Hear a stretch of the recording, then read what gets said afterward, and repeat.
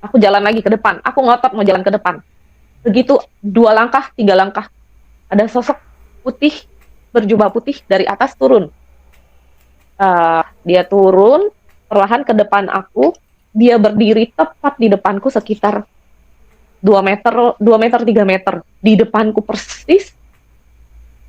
Uh, Rambutnya sebahu, pakai jubah putih, persis banget kayak di film-film Yesus ya. Tapi aku tahu itu Yesus, aku tahu. Cuma aku nggak bisa lihat muka dia karena mukanya tuh silau banget gitu loh. Jadi dia berdiri di depan aku, dia nggak ngomong apapun. Tapi yang aku rasain saat itu damainya itu berlipat-lipat gitu loh. Shalom saudara-saudara yang dikasih Tuhan, dimanapun Anda berada pada saat ini, mari kita mendengarkan kesaksian dari seorang wanita. Dia bersaksi bagaimana sebelum dia menerima Tuhan Yesus dan setelah itu dia menerima Tuhan Yesus secara pribadi. Kesaksian ini sungguh menarik bagi kita semua, saudara. Mari kita dengarkan, kita tonton bersama-sama. Kiranya kesaksian ini menjadi berkat bagi kita semua. Tuhan memberkati. Aku ibu dari 2 anak, jadi aku tuh dibesarkan di keluarga yang etnis Tionghoa gitu ya, yang Konghucu. Dari dilahirkan sampai aku menikah itu emang benar-benar tidak pernah mengenal Tuhan Yesus. Jadi dari kecil itu kalau misalkan ada sakit di keluargaku itu kayak udah tradisinya itu selalu sebelum ke dokter pasti dibakarin jimat. Jimat kalau Konghucu itu kan ada kayak jimat yang ditulis, disembayangin, dibakar, lalu dicampurin air, diminum airnya. Jadi mau sakit apapun, kita pasti minumnya itu dulu. Kalau memang nggak sembuh, baru cari alternatif ke dokter. Jadi aku tuh dari kecil memang dibesarkan seperti itu.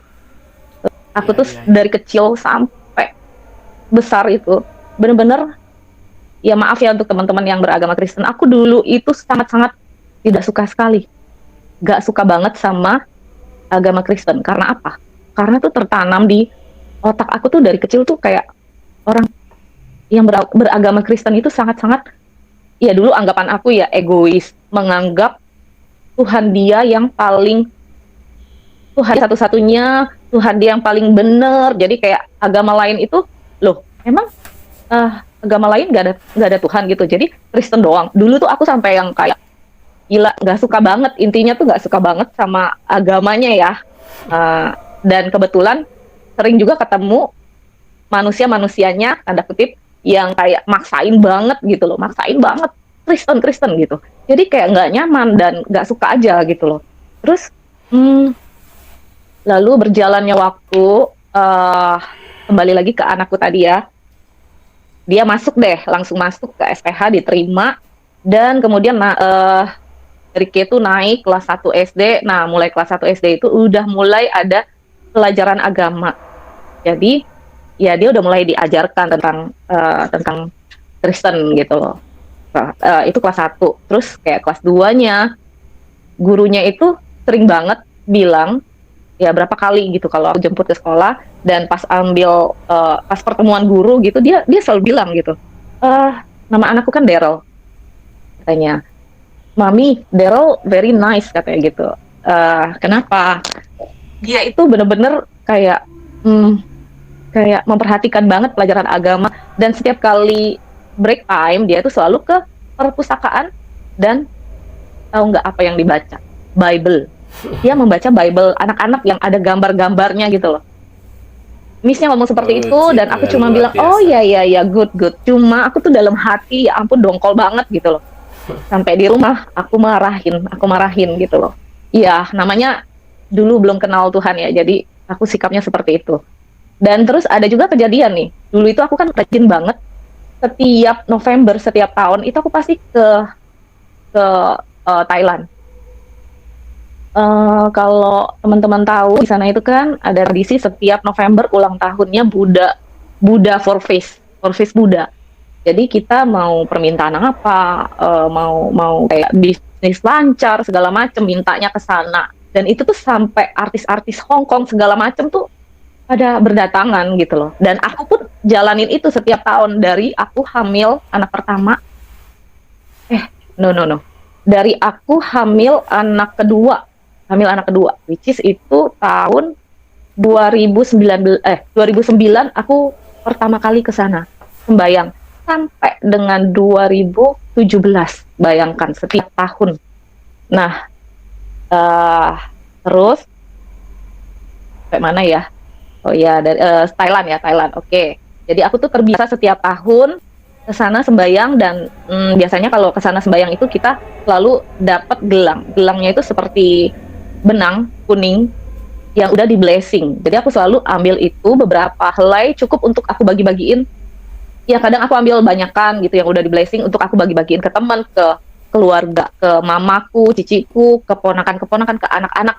Aku suruh pakai gitu. Jadi misalkan tahun ini aku pergi nih pakai, tahun depan pergi lagi ditukar. Jadi itu gelang benang itu dipakai 1 tahun. Setelah nyampe November tahun depan lagi diganti yang baru, yang lama dilepas gitu. Nah, satu momen di sekolah itu gurunya minta si Daryl anakku untuk ngelepas itu gelang. Terus dia pulang, dia bilang, dan aku tuh kesel gitu loh, kayak jadi makin kayak tuh kan bener kan egois banget sih, maksudnya agama agama ini gitu loh. Masa pakai gelang aja bisa salah gitu kan? Hmm, jadi sempat aku tuh kayak sensi gitu, aku bilang ke Daryl, aku bilang, gurunya yang mana yang ngomong? Nanti mami ke sekolah, mami ngomongin deh gitu. Ini kan agama orang, mana boleh kayak gitu, gitu. Terus akhirnya ya tapi aku nggak ngomong sih, cuma kayak kesel aja. Dan seiring waktu si Daryl ini sering banget bawa-bawa nama Yesus di rumah. Terus aku tuh kayak bilang ke dia, Koko, mami, Dedi, Mei, kita semua Buddhis loh kok. Koko sendiri loh Kristen. Terus dia bilang itu saat dia kelas 2 deh, kelas 2 SD, dia bilang it's okay. My God is Jesus, dia bilang. Luar My God biasa. is only Jesus. Terus dedeknya yang cewek ngomong, Koko, our God is Buddha. Jadi sering banget mereka itu kayak berselisih pendapat gitu loh. Sampai aku tuh bilang ke papanya, aku bilang, ini anak gimana ya? Jadi pusing gitu loh mikirin dia tuh, jadi kayak pusing. Apa kita pindahin aja sekolah gitu kan, aku bilang. Jadi pas dia mau naik kelas 3, oh no, kelas 3 mau ke kelas 4 kalau nggak salah ya, aku coba daftarin dia ke satu sekolah yang di daerah Pluit juga, yang agamanya universal gitu loh. Aku waktu itu coba daftarin dia di BTB itu di seberangnya Rumah Sakit Pluit. Dan lagi-lagi ditolak. Akhirnya kelas 3 nggak jadi pindah, bayar uang sekolah, lanjutlah kelas 4. Lalu kelas 4 aku nggak patah semangat, aku coba lagi daftarin lagi balik lagi ke tempat sekolah dedeknya. Dedeknya masih sekolah di sana sampai hari ini. Aku coba lagi gitu, ditolak lagi. Jadi ya aku bingung, maksudnya kayak waktu itu sih aku nggak paham ya kenapa, maksudnya belum kepikir. Kalau sekarang aku jadi tahu, mungkin apa ini emang udah jalannya gitu dari Tuhan. Jadi singkat cerita, kelas 3 ke 4 gak jadi, 4 ke 5 juga gak jadi. Akhirnya dia lanjut lah, kelas 5, kelas 6 lanjut. Hari ini dia udah SMP gitu, tetap di SPH. Jadi inti cerita, aku itu sempat dibikin kayak galau dan labil oleh anakku yang cowok ini. Sebenarnya ya awal mulanya itu gara-gara dia gitu loh. Jadi kayak aku berpikir, dan dia tuh sering banget bawa-bawa nama, bawa-bawa cerita Alkitab, kayak mami, you know Noah gitu, you know Noah apaan sih kok, mami nggak tahu Noah gitu. Emang aku waktu itu nggak tahu Noah itu siapa. Ternyata pas aku tanya ke temen, itu Nabi Nuh gitu kan. Aku nggak tahu gitu loh. Ya pokoknya dia tuh sering banget, misalkan libur juga, dia yang bilang bahwa tomorrow holiday. Nah, holiday-nya apa? Dia tahu kebangkitan Tuhan Yesus gitu-gitu. Waduh, kacau banget nih anak gitu kan, aku dalam hati. Aku tuh kayak mikirnya, dia kan anak cowok pertama. Sedangkan papa aku tuh udah nggak ada gitu kan. Jadi kalau di tradisi kita, warga Tionghoa, itu tuh anak cowok meneruskan tradisi keluarga gitu loh, kayak harus sembayangi leluhur gitu. Jadi aku sampai mikir, dia kan cowok satu-satunya anakku, nanti kalau dia nggak sembayangin kakeknya gimana gitu. Tapi ya balik lagi, pergumulan demi pergumulan itu sekitar berapa tahun juga aku jalanin pergumulan demi pergumulan. Lalu sampai satu ketika, dan saat itu memang aku udah mulai kendor, bayangnya tuh udah mulai kendor gitu. Jadi kayak udah kayak ada nggak sepenuh hati lagi gitu bayang. Jadi sampai dengan waktu itu 2017 awal, aku sempat dapat mimpi. Nah, inilah titik baliknya. Jadi di mimpi itu aku tuh kayak lagi berjalan di satu padang gurun, bener-bener aku sendirian. Jadi di satu jalan satu tapak gitu aku lagi jalan menuju ke depan. Depan itu ada sebuah vihara gitu. Jadi aku jalan mau menuju ke sana. Seiring aku berjalan ke depan, tiba-tiba aku mendengar suara lonceng. Loncengnya ini kalau dulu di sekolahan aku itu sebelahnya kan ada gereja Pantekosta, gereja Katolik. Dan persis banget suara loncengnya seperti itu. Sering banget aku denger gitu yang kayak teng teng teng teng. Pokoknya dari kejauhan sayup-sayup, kemudian semakin jelas suaranya, lonceng gereja banget pokoknya. Tapi saat mendengar itu, aku merasa kayak ada satu rasa damai.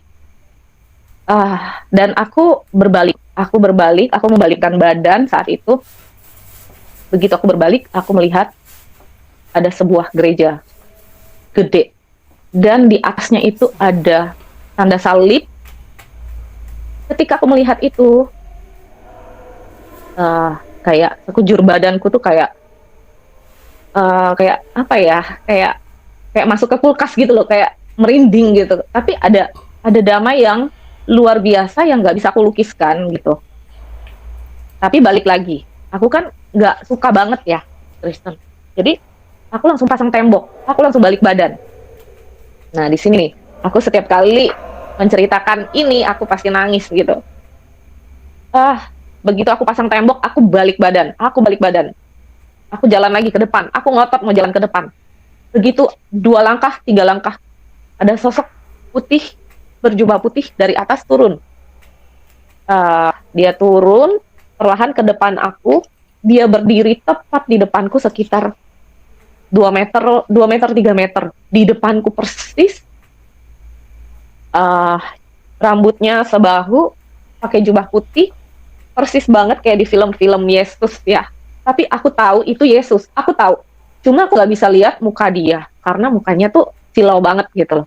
Jadi dia berdiri di depan aku, dia nggak ngomong apapun.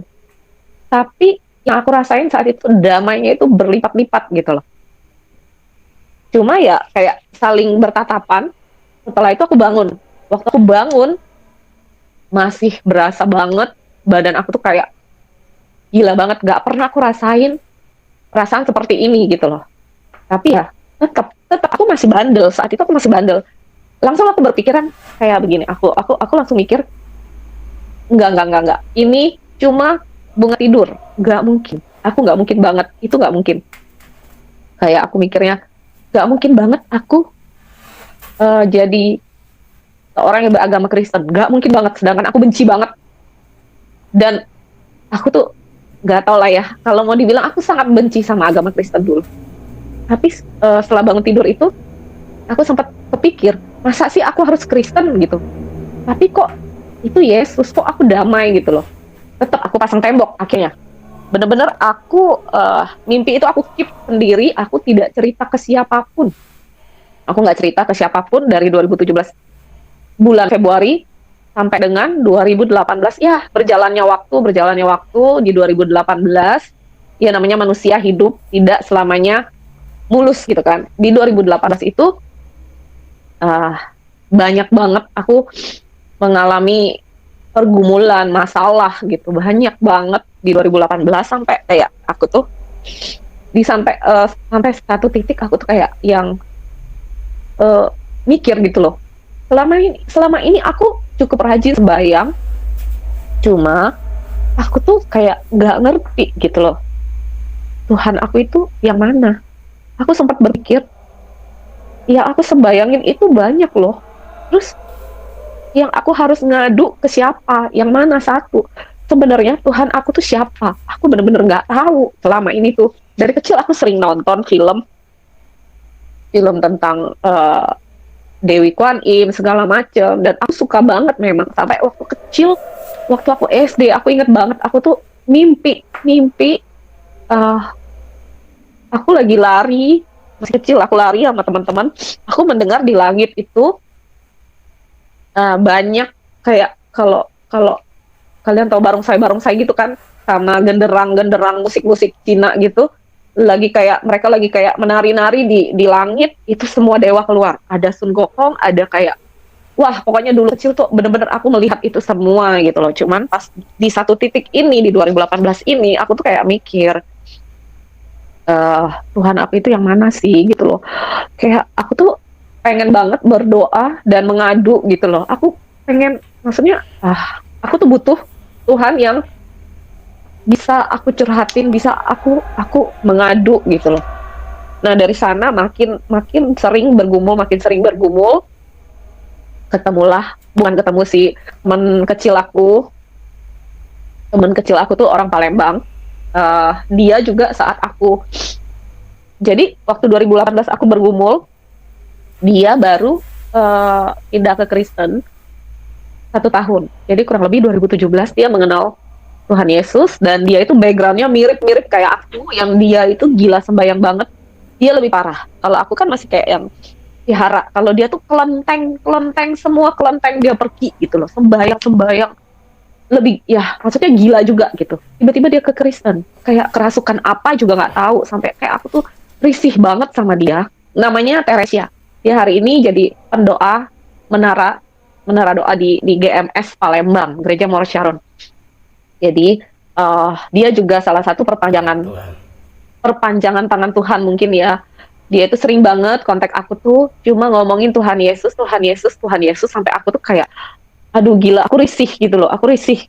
Jadi kayak dia kan di Palembang, dan dulu tuh aku sering banget pulang ke kota kelahiran aku.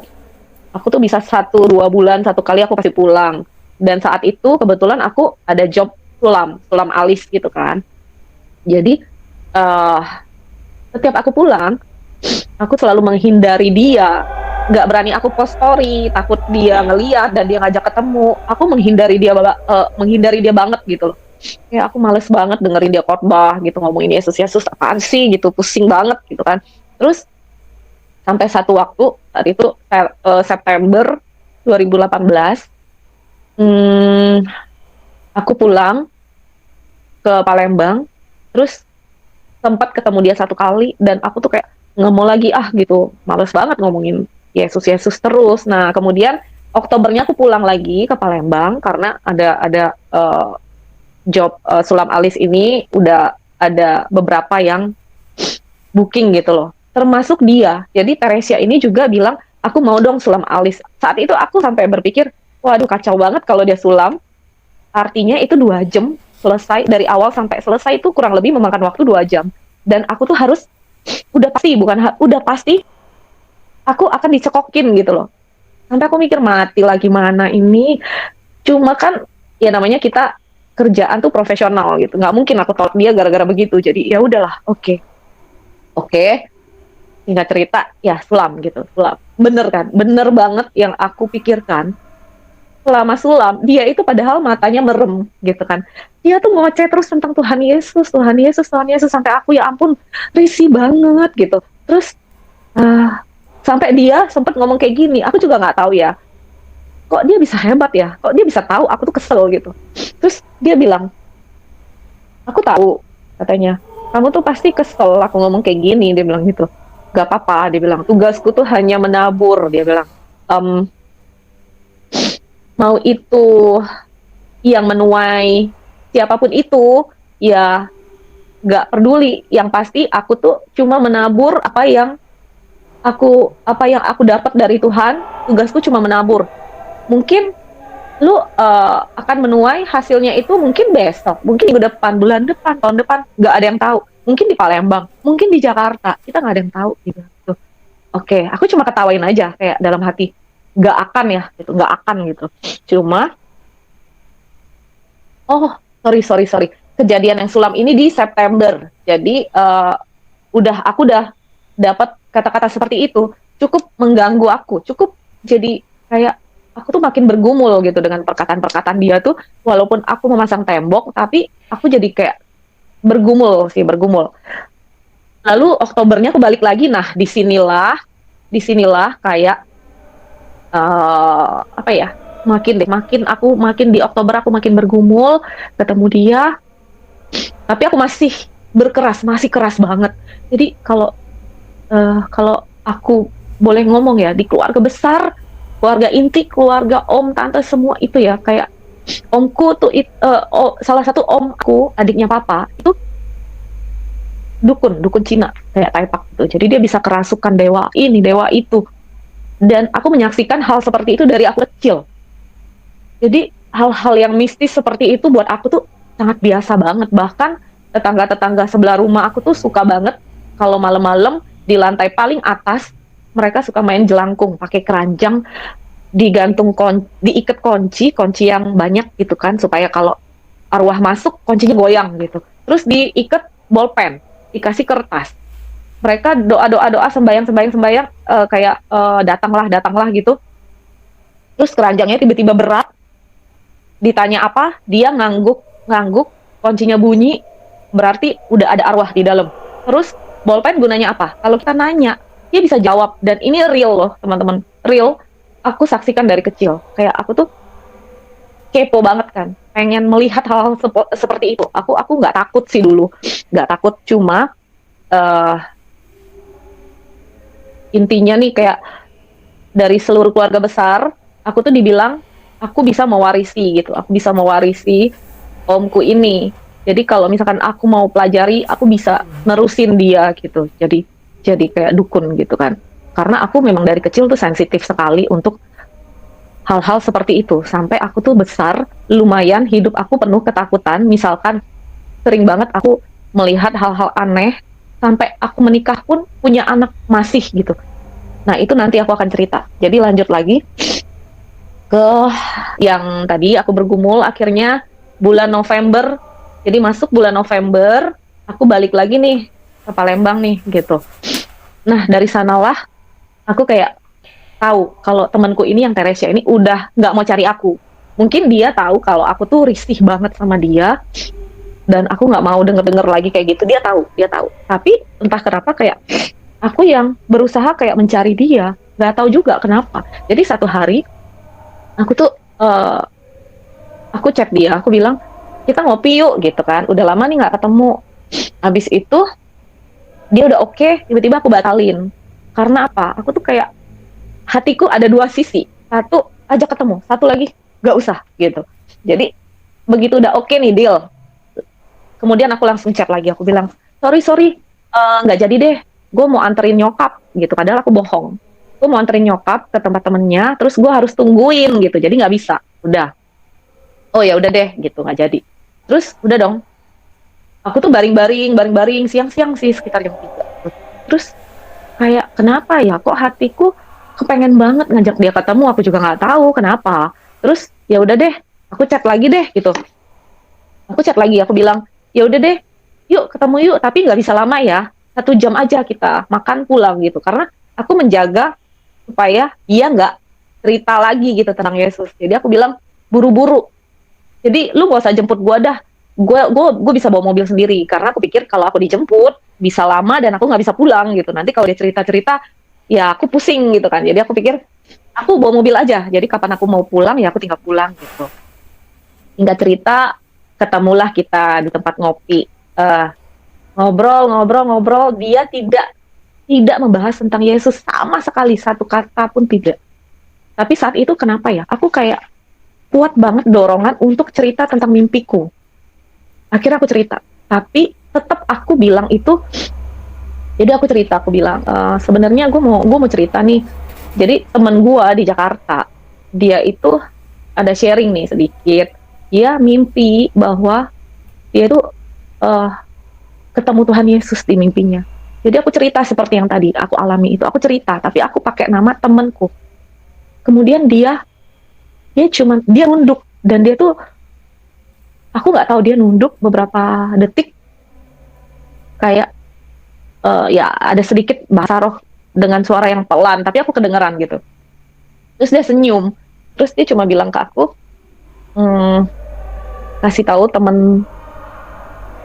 sampein ke temenmu bahwa Tuhan Yesus amat sangat mengasihi dia. Begitu denger kayak gitu, aku mendadak kayak merinding dan pengen nangis, tapi aku tahan. Saking congkaknya itu ya, aku tahan. Tapi kayak aku rindu mendengar kalimat itu lagi. Dan setelah ngobrol topik lain, aku ulangi lagi gitu loh. Aku tanya lagi. Dia ulangi lagi kalimat itu sampai ketiga kali. Dan aku tuh kayak bener-bener mau nangis. Tapi ya tetap aku tahan sih saat itu. Cuma jadinya kayak, aduh, aku nggak pengen pulang. Aku masih pengen sama dia. Aku masih butuh waktu banyak. Aku mau nanya A, B, C, D. Sampai Z, banyak banget pertanyaan aku gitu loh. Tapi eh saat itu, anaknya udah telepon-telepon mau minta jemput dari lagi main basket gitu kan. Jadi udah telepon-telepon, udah telat. Kita tuh udah kayak hampir 1,5 jam, hampir 2 jam deh. Jadi anaknya tuh udah nunggu gitu. Akhirnya aku bilang nggak boleh gitu kan. Jangan pulang dulu dong, please please gitu. Terus dia bilang nggak bisa, mau jemput anak. Ya udah, gue tunggu sini deh. Lu jemput terus lu datang lagi ya. Gue tunggu di sini. Nggak bisa, dia bilang. Gue harus masak buat makan malam, dia bilang gitu kan. Ya udah deh. Akhirnya aku bilang besok ya please besok gitu.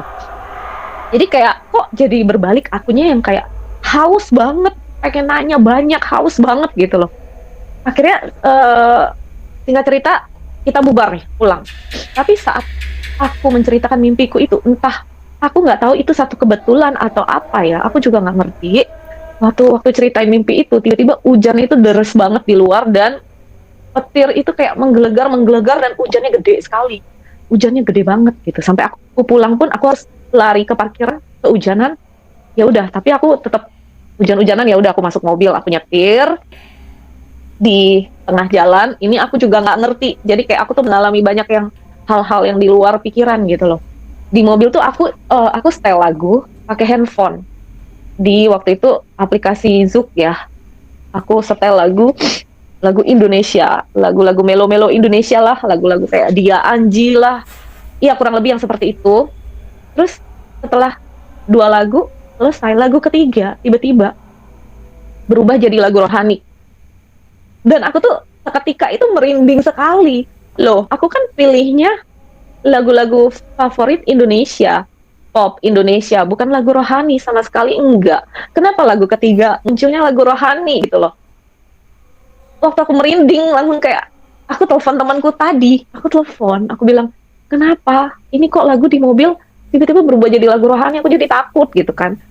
Temanku cuma ketawa, dia bilang, kamu nggak perlu takut, jangan takut ya, dia bilang, itu tuh pekerjaan Roh Kudus, dia bilang. Ya aku makin bingung dong gitu. Ya udah, pulang ke rumah, mandi segala macem, makan, ngobrol sama mama sama dede, abis itu jam tidur waktu itu sekitar jam 10 apa jam 11 malam deh.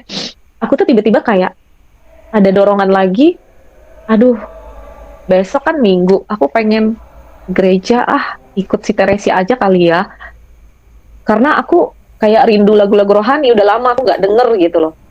Udah, aku setel lah alarm jam 7 pagi. Lalu aku taruh handphone, tiba-tiba kayak hatiku sisi satunya ngomong gitu, ngapain sih? Ngapain? Mesti ke gereja. Lu ngapain sih? Nggak ada kerjaan banget gitu. Ada yang ngomong seperti itu di hatiku gitu kan. Terus aku pikir, iya juga ya. Dia bilang, mendingan lu tidur. Ngapain bangun pagi-pagi gitu. Iya juga ya. Ya udah deh. Akhirnya aku ambil handphone, aku matiin alarmnya. Ya udah, nggak deh. Ngapain sih? Ada-ada aja. Ngapain ke gereja gitu. Akhirnya udah aku tidur. Alarm aku matiin. Aku tidur. Lalu yang terjadi adalah 4:30 pagi aku bangun. Bukan bangun, tapi terbangun karena apa? Karena aku merasa panas dan gelisah. Aku merasa kayak badan aku kayak kok kepanasan, kok gerah gitu. Gerah banget. Padahal AC-nya aku lihat remote-nya, AC-nya pol kok gitu, 16. Sampai aku fullin fan-nya itu, kipasnya tuh pol, dan angkanya itu di 16. Kok masih berasa gerah gitu.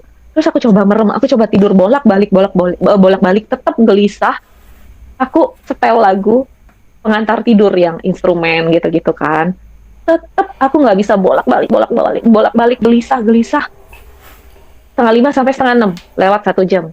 Bolak-balik lagi. 5:30 sampai 6:30. 2 jam aku nggak bisa tidur. Bener-bener aku udah merem, tetap nggak bisa tidur. Sampai aku bingung ini kenapa gitu.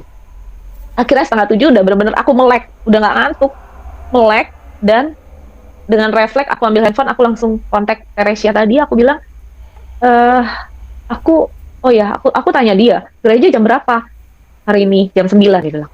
Aku kayaknya pengen ikut, bisa jemput gak? Langsung dia bilang, tanpa basa-basi, oke, setengah 9 gua jemput, dia bilang gitu. Ntar dulu, tapi gua ke Palembang itu gua tuh nggak bawa baju-baju rapi, gua tuh bawa baju santai dan celananya pendek semua gitu kan. Aku nggak bawa celana panjang karena emang sehari-hari aku tuh lebih suka santai gitu, pakai celana pendek, sandal teplek gitu. Terus dia bilang kayak gini, nggak masalah, nggak apa-apa. Mau celana pendek, iya udah nggak apa-apa gitu kan. Ya udah akhirnya dia jemput kita ke gereja. Sampai di gereja aku tuh merasa kayak di prank gitu loh. Sampai di gereja nggak ada orang satupun yang pakai celana pendek. Sampai aku malunya setengah mati. Untung atasnya itu aku pakai blazer, atasnya rapi lah, cuma bawahnya celana pendek. Aku pernah posting di storyku belum lama ini, pertama kali aku ke gereja dan aku pakai celana pendek. Waktu itu gereja mana ya, GMS Palembang saat itu ya. Jadi itu di November 2018. Lalu singkat cerita, pulang dari gereja, aku makin berasa haus untuk bertanya-tanya gitu. Jadi temenku ini ajakin aku lunch sama suami dia. Kita makan lah, kita makan siang bareng, ngobrol-ngobrol. Lalu dia nanya, dia bilang gini, "Eh, lu mau nggak jujur sama gua? Kenapa? Tadi pagi, jam 5 pagi, gua itu saat teduh, dan gua dapet bisikan bahwa yang mimpi itu lu," dia bilang gitu.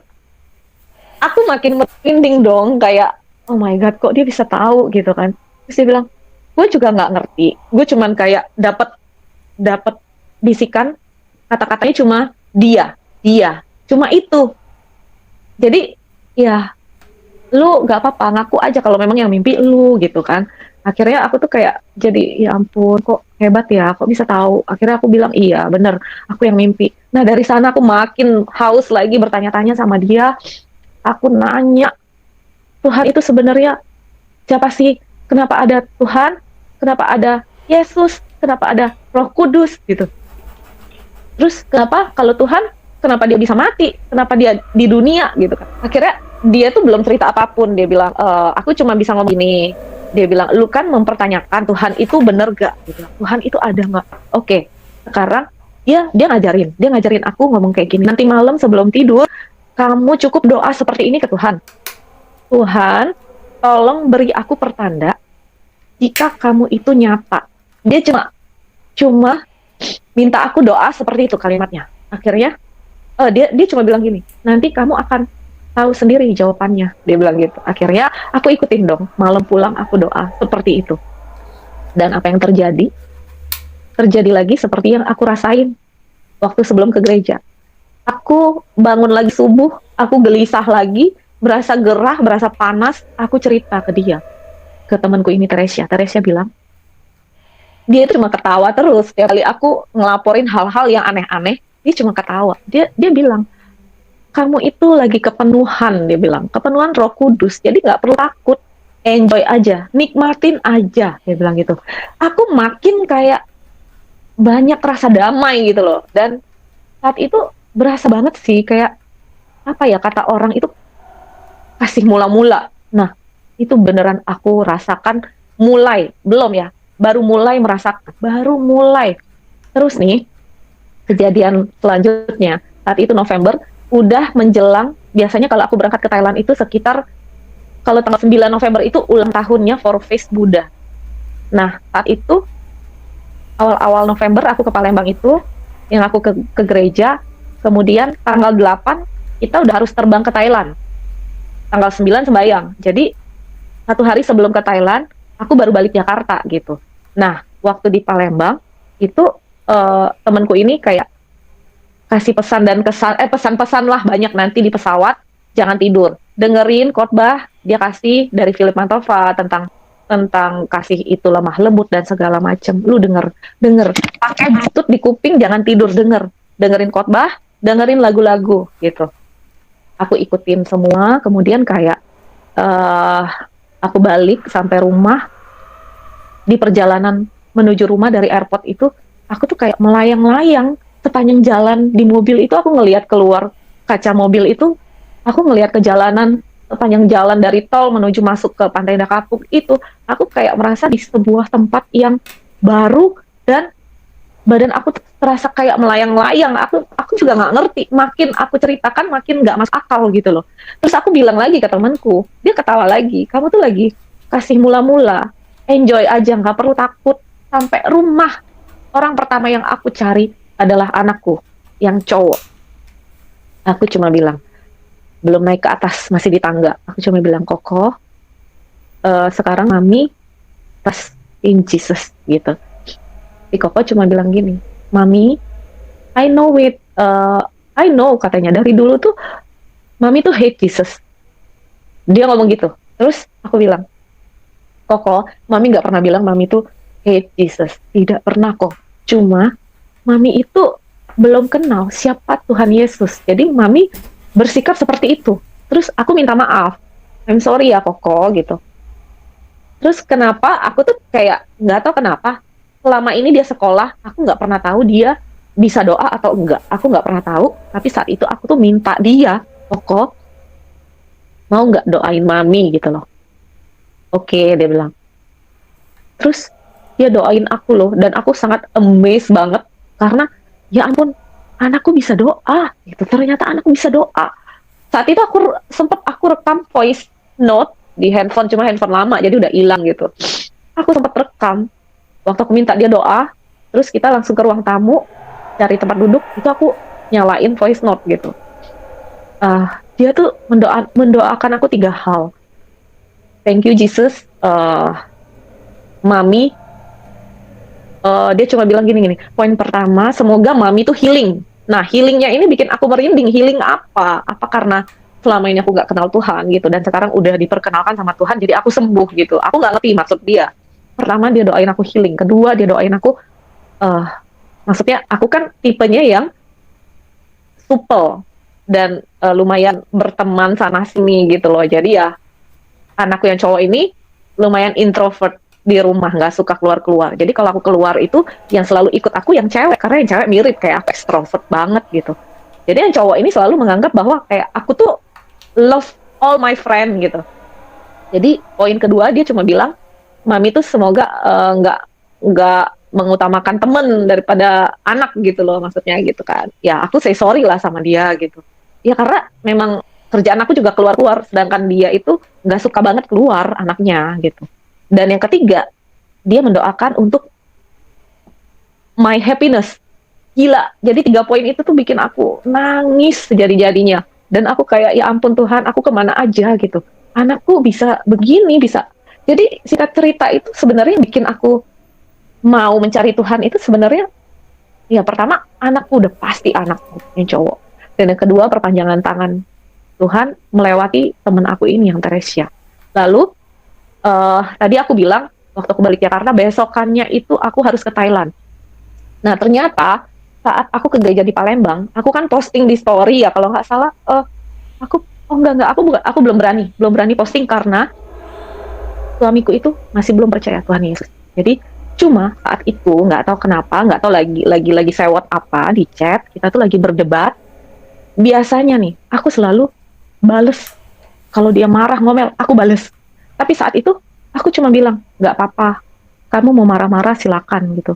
Aku sekarang udah aku sekarang udah mulai percaya Tuhan Yesus. Jadi kayak entah kenapa juga aku diberi kesabaran yang luar biasa saat itu, dan gak ada emosi sama sekali.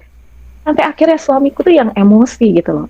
Dia bilang, jangan main-main ya, agama dimain-mainin, pindah-pindah. Kamu tuh cuma ikutin temen aja, ikutin apa tren gitu loh. Oh ya nggak apa-apa, kamu mau ngomong apapun terserah. Jadi intinya gitu aku balik Jakarta, itu tuh lagi perang dingin lah. Jadi suamiku tuh sempat bilang, paspor anak-anak mana? Aku berangkat sama anak-anak aja. Kamu gak usah pergi, gak apa-apa. Lah, kamu kan sekarang udah Kristen. Ngapain kamu berangkat? Pasti gak mau sembahyang kan? Jadi untuk apa pergi? Kita tujuannya mau sembahyang gitu. Nah, temenku yang Teresia waktu aku di Palembang, dia cuma sampein satu pesan. Dia bilang, kan aku bilang, aku tuh besok harus berangkat loh ke Thailand. Seperti biasa, aku sembahyang. Tapi Dia cuma bilang gini, gua nggak suruh lu untuk nggak sembahyang, nggak. Itu balik lagi ke hati lu. Nanti begitu lu sampai sana, lu ikutin aja kata hati lu. Bilangnya apa? Mau sembahyang, silahkan. Kalau lu nggak mau, ikutin hati lu ngomong apa. Jangan ikutin kata orang, katanya gitu. Oke, oke. Ya udah, aku pengen tes. Ya udah sampai dengan, oh jadi aku tuh kayak di didiemin semalaman, nggak diajak ngomong gitu kan. Terus dia udah bilang, aku nggak usah, kamu nggak usah ikut, gak apa-apa. Aku pagi-pagi berangkat, aku bawa anak-anak dua-duanya, nggak apa-apa. Aku bisa urus, dia bilang gitu. Dia kan lagi kesel banget gitu kan. Tapi aku tuh kayak muka tembok. Ya udah, aku susun baju, koper, pagi-pagi panggil taksi jam 5 subuh, kita udah jalan ke airport kan. Aku kayak belagak bego aja, aku bawa koper, masukin ke taksi. Ya udah, aku ikut masuk, duduk. Dia nggak ajak ngomong, ya udah aku diem aja gitu, kayak ya belagak bego aja gitu kan. Entah kenapa aku kayak kok gak ada amarah sama sekali gitu loh. Aku udah digituin, tapi ya itulah namanya kasih mula-mula yang kita tuh nggak akan sangka gitu loh. Mungkin buat teman-teman yang nggak pernah rasain itu nggak akan ngerti cerita aku ini ya. Lalu sampai di sana, itu tuh aku lagi bener-bener bukan main, kasih mula-mulanya itu kayak orang gila. Sampai aku pakai ini nggak lepas-lepas 24 jam, sampai tidur sampai pagi nonstop, mandi doang aku lepasin. Dan saat itu aku dengar lagu apa, aku cuma dengar satu lagu dan aku ulang-ulang saat itu, yang yang lagu ini loh, hanya engkau pribadi yang mengenal hatiku. Lagu itu nonstop 24 jam, berhari-hari aku dengerin kayak orang gila. Lagi jalan pun, lagi ke mall pun, di pesawat pun, ulang kayak aku haus gitu. Sampai dengan tanggal 9, pergi sembayang ke tempat eh, namanya Erawan ya, yang tempat kita biasa sembayang, Erawan. Saat itu anakku yang cowok kan memang dia percaya Yesus, jadi dia nggak sembayang. Yang cewek ini dia masih agak kesel sama aku karena gara-gara kokonya jadi agak Kristen gitu. Dedeknya itu aku genjot banget, sembayang sampai dia di sekolahan ada belajar agama, sampai dia hafal buku parita suci gitu. Dan aku tiba-tiba Kristen, gimana dia nggak kesel? Yang cewek dia kesel bukan main. Dan kadang-kadang aku culik mereka ke gereja, aku pegang kepala dia mau doa, ditepis yang cewek. Dia bilang, mami itu apaan sih? Katanya our God Buddha. Dia marah-marah. Ya udahlah ya. Tapi waktu pas di Thailand, dia ikutin aku gitu. Aku cuma bilang gini, Meme mau pai-pai, mau sembayang, ikut Dedi, silahkan. Mami duduk sini ya, mami tunggu ya gitu. Jadi kayak saat itu suamiku tuh cuma bilang, jadi beneran nih nggak mau sembayang? Aku cuma bilang, iya aku duduk aja ya. Wah dia kesel ya bukan main. Kalau Koko, si anakku yang cowok, memang dia nggak mau. Akhirnya aku duduk sama si Koko, yang cewek juga nggak mau jadinya. Ikutin emaknya, walaupun dia belum terima juga. Dia belum menerima Tuhan juga. Tapi dia ikutan aku duduk. Wah, papanya keselnya bukan main. Terus kayak didiemin lagi, aku makin jadi didiemin. Akhirnya malam hari di hotel. Oh iya, sebelum berangkat itu, pas suamiku marah-marah, aku sempat bilang ke Teresia ini, aku butuh orang GMS yang di sekitaran PIK untuk ada sel grupnya. Aku butuh banget, aku mau ikut, aku mau join. Pulang dari Thailand, aku mau join. Tapi di sekitaran dekat rumah ya. Muara Karang boleh, Pluit boleh, Pantai Kapuk boleh. Pokoknya aku mau join gitu loh. Aku butuh banget komunitas itu. Akhirnya disampaikan ke orang gereja. Akhirnya waktu aku di Thailand, yang hubungin aku siapa? Ternyata temanku sendiri, namanya Maria. Dia pun juga kayak percaya nggak percaya waktu di kontak sama orang gereja, suruh follow up yang namanya Rini. Dia itu sampai kayak nggak percaya, ini kan teman gue, dibilang ke Cici yang gembala lah, kok bisa tiba-tiba begini gitu kan. Jadi si Maria ini selalu menganggap bahwa kayak, kalau kata dia, kenapa tiba-tiba begitu, selama ini kan hidup dia happy aja, dan dia itu sembayangnya kuat banget, kok bisa tiba-tiba gitu loh. Jadi dia tuh sempat rada kurang percaya bahwa aku tuh serius. Dia pikir cuman kayak anget-anget tai ayam mungkin ya. Jadi dia tuh hubungin aku, memang betul hubungin aku. Nah intinya aku juga sampai kayak kaget, kok dia. Tapi aku nanya ke dia, ada nggak sih sel group yang selain yang di pick, selain yang lu pegang, ada nggak gitu. Dia bilang ada sih. Jadi aku tuh tinggal di satu komplek namanya Cendana. Maria ini komplek Akasia itu di sebelah komplekku persis. Jadi jalan kaki juga sampai gitu. Cuma aku tuh bilang ke dia, ada nggak yang di luar ini gitu loh, di luar lu pegang, mau di Pluit, mau di Muara Karang boleh gitu kan. Ada sih satu lagi, tapi di Akasia juga dia bilang. Oh ya boleh sih, aku bilang gitu kan. Terus iya, tapi leadernya gua juga, dia bilang gitu. Waduh, aku sampai mikirnya kayak gini. Aduh, aku tuh nggak mau loh kayak berhubungan dengan teman-temanku, apalagi dia teman satu kantor sama aku kan di kerjaan gitu. Aku tuh nggak mau, maksudnya kayak apapun yang terjadi sama aku, namanya leader komsel, sel group gitu kan, apapun kita harus terbuka gitu kan. Saat itu aku belum deket sama Maria ini, jadi aku merasa kayak aku tuh nggak siap untuk terbuka sama dia karena dia teman kantor. Nanti kalau anak-anak kantor tahu gimana gitu kan, apa yang menjadi pergumulanku dan lain-lain gitu kan. Terus waktu aku tanya begitu dia bilang nggak ada, tetap ada, tapi balik lagi leadernya tetap dia. Jadi aku sampai ketawa, sampai aku pikir ya Tuhan ya udahlah ya, mungkin memang udah jalannya seperti ini ya udahlah. Akhirnya aku ikutlah ke sel group dia, ikut pertama kali join di rumah dia. Aku tuh bawa anak-anak selalu tamengnya karena itu Jumat malam. Sel group itu kan setiap Jumat jam setengah 8 malam. Jadi aku selalu tamengnya bawa anak-anak, bawa dua anak aku ini, dan aku selalu izinnya itu kemana? Ke Akasia ya, mau main ke rumah temen, anak-anak mau main sama anak temen gitu. 6 bulan aku jalanin seperti itu, berbohong, tapi demi kebaikan, mau nggak mau, kalau nggak aku nggak bisa sel group, dan berbohong lagi selama 6 bulan. Setiap hari Minggu aku harus ke gereja, aku haus banget, aku mau ke gereja, tapi nggak tahu alasan apa, akhirnya aku pakai alasan, aku kan di kantor ada ikut kelas coaching tentang kehidupan lah gitu-gitu kan, tentang bisnis juga gitu. Jadi kelas coaching memang ada, tapi itu cuma 1 minggu, 2 minggu 1 kali. Tapi itu pun di hari Rabu. Jadi sebulan cuma ada 2 kali di hari Rabu. Tapi aku berbohong bahwa seminggu itu enggak gini. Aku berbohong bahwa 2 minggu sekali hari Rabu. Yang seminggunya ini 2 kali. Seminggu sekali hari Minggu. Hari Rabunya itu 2 minggu 1 kali. Intinya Rabu dan Minggu aku ada coaching kelas. Sampai segitunya aku bohong untuk ke gereja. 6 bulan aku jalanin seperti itu. Akhirnya perjuanganku tuh benar-benar lumayan loh. Yang suami tuh muang-muang, ngamuk-ngamuk sampai yang kayak. Jadi dulu itu sebenarnya aku Buddha, aku gila sembayang banget. Waktu zaman pacaran, dia itu Katolik, tapi Katolik yang KTP lah. Cuma ya waktu Natal dia ke gereja mana yang di Pix sini, Regina Celli. Setiap kali Natal, aku selalu temenin dia ke gereja. Aku main handphone doang gitu, karena ya ngantuk banget. Kalau dulu tuh aku nggak, ya namanya nggak ada hati gitu kan, ya ngantuk-ngantuk gitu. Cuma ya temenin aja gitu. Nah, itu dari pacaran. Terus tiap Kamis aku harus sembahyang. Dia nganterin sih, dia nganterin aku sembahyang. Dan dia tuh cuma tunggu di mobil. Sampai akhirnya yang ke Thailand ini 2009 aku duluan. Setiap tahun aku ke sana, aku sembahyang. Dia itu setiap kali cuma duduk. Jadi kayak di rotate aja gitu. Dulu dia yang duduk, aku yang sembahyang. 2018 ini aku duduk, dia sembahyang.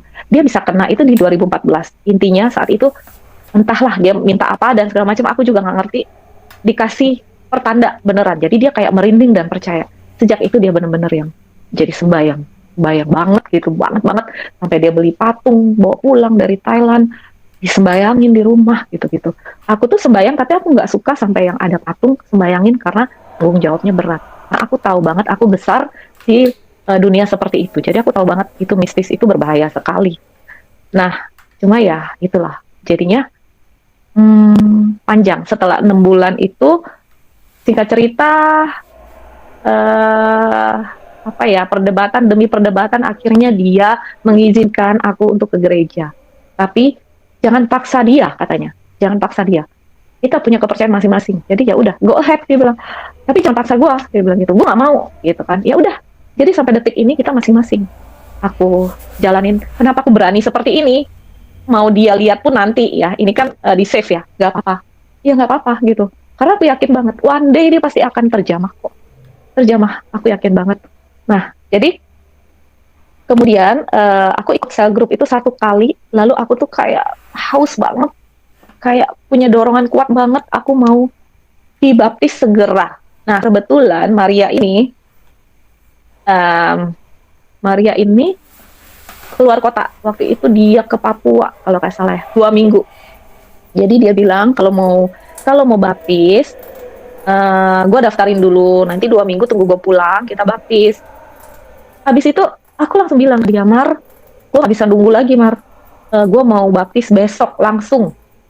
Iya, bisa sih on the spot datang aja. Cuma ya nggak ada gua, dia bilang gitu. Nggak apa-apa, emangnya nggak apa-apa. Tuh. Jadi kayak aku tuh nggak tahu kenapa haus banget dan aku bertekad bulat banget aku mau baptis besok. Akhirnya aku telepon temanku anak gereja NDC. Aku bilang, Len, temenin gua besok siang mau baptis gitu. Terus aku sempat bilang ke temen baikku juga yang di kantor, namanya Foni. Aku bilang, Fon, doain ya besok gua mau baptis. Dan dia tuh yang kayak shocknya tuh luar biasa, out of nowhere seorang aku yang sangat ciong banget gitu sama Kristen bisa tiba-tiba izin untuk baptis gitu kan, doain ya semoga lancar. Itu kenapa? Karena aku tuh kayak hati aku dua sisi ini bilang baptis baptis baptis, sebelah sini bilang jangan jangan jangan. Jadi aku pusing, daripada nanti aku nggak jadi aku hajar. Akhirnya aku on the spot. Jadi di gereja bilang kalau langsung begini dadakan nggak ada pendeta, jadi yang akan baptis kamu paling apa namanya full timer gitu deh. Oh nggak masalah, aku bilang gitu, nggak masalah, nggak harus pendeta, pokoknya pokoknya aku mau dibaptis sekarang juga gitu. Akhirnya singkat cerita aku baptis saat itu, baptis, puji Tuhan, udah selesai baptis. Dan aku tetap menyembunyikan itu karena itu kan di November juga aku baptis, itu 30 November.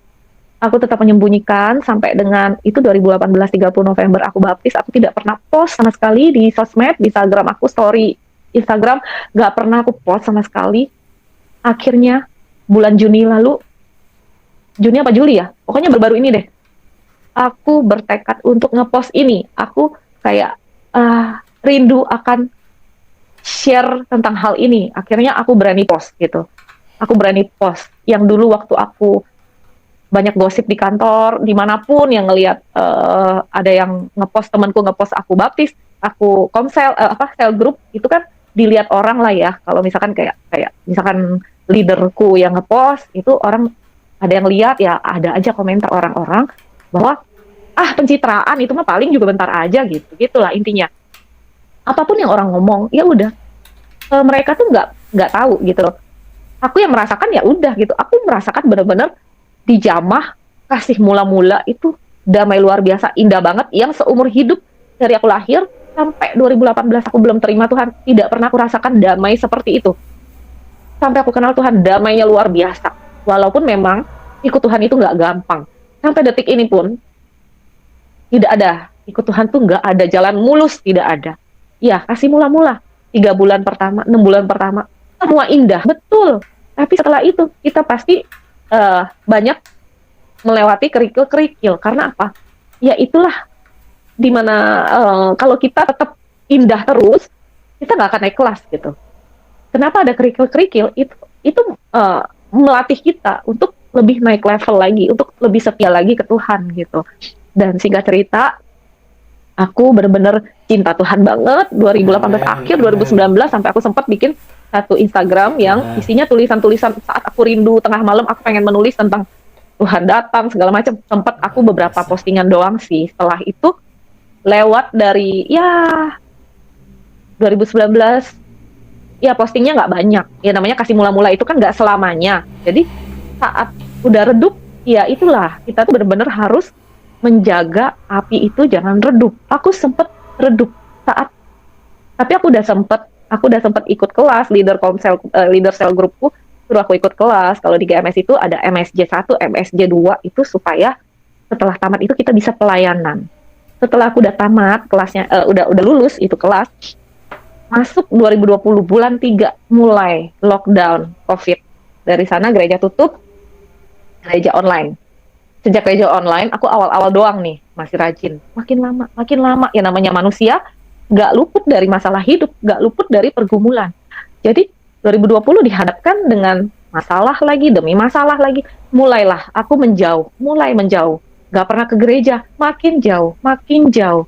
Akhirnya, di 2021, bulan Maret, di tanggal 1 Maret, aku kena musibah, patah kaki. Jatuh, kaki kananku di mata kaki aku patah, di mana saat itu istilahnya kerjaanku semuanya itu menggunakan kaki gitu. kayak aku foto-foto baju, review-review fashion gitu-gitu. Terus kayak ya kerjaan aku banyak pakai kaki lah istilahnya. Yang aku sakit banget itu patah kaki, aku pending semua, kerjaan apa juga jadi nggak bisa apa-apa.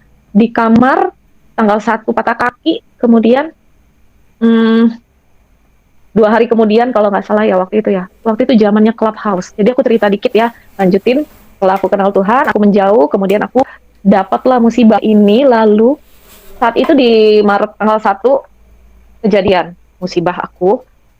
Sebelumnya di Februari aku udah join Clubhouse, tapi saat itu nggak ada room rohani. Jadi kita tuh cuman teman-teman ngobrol-ngobrol-ngobrol gitu.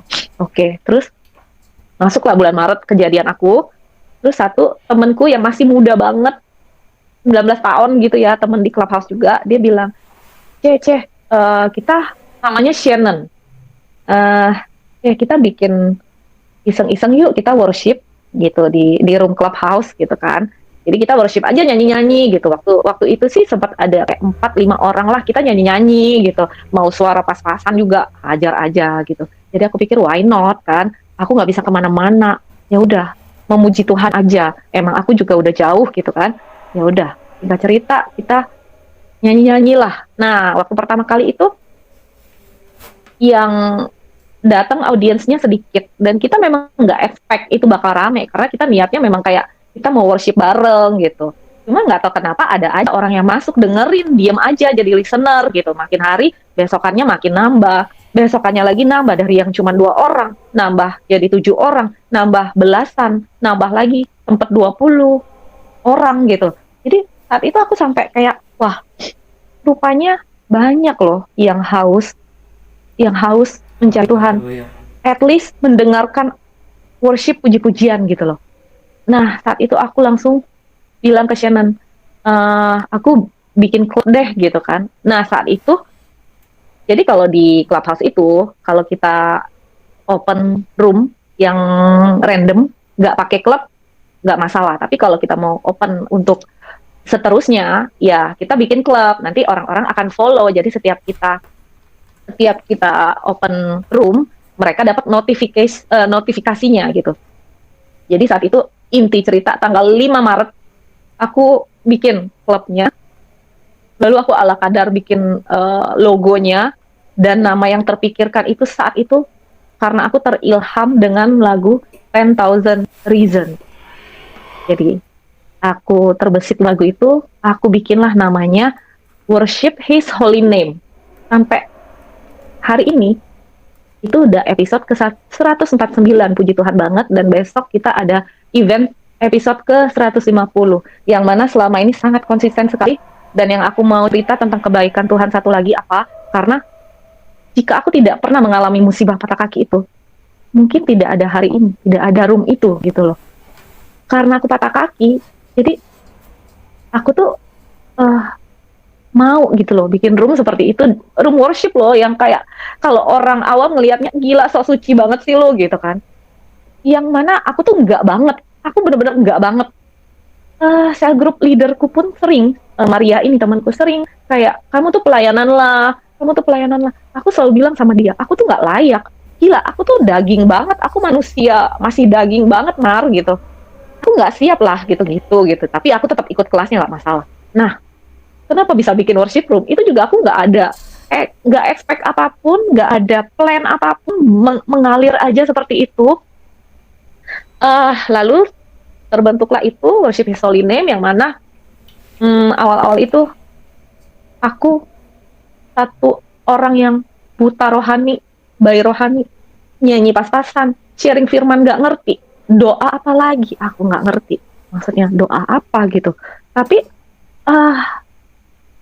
ya udah bisa gitu loh. Selama kita punya hati untuk mau, ya Tuhan akan perlengkapkan semuanya. Awal itu nggak ada tim. Aku tuh satu persatu DM-in orang yang aku kenal, yang aku tahu mereka Kristen.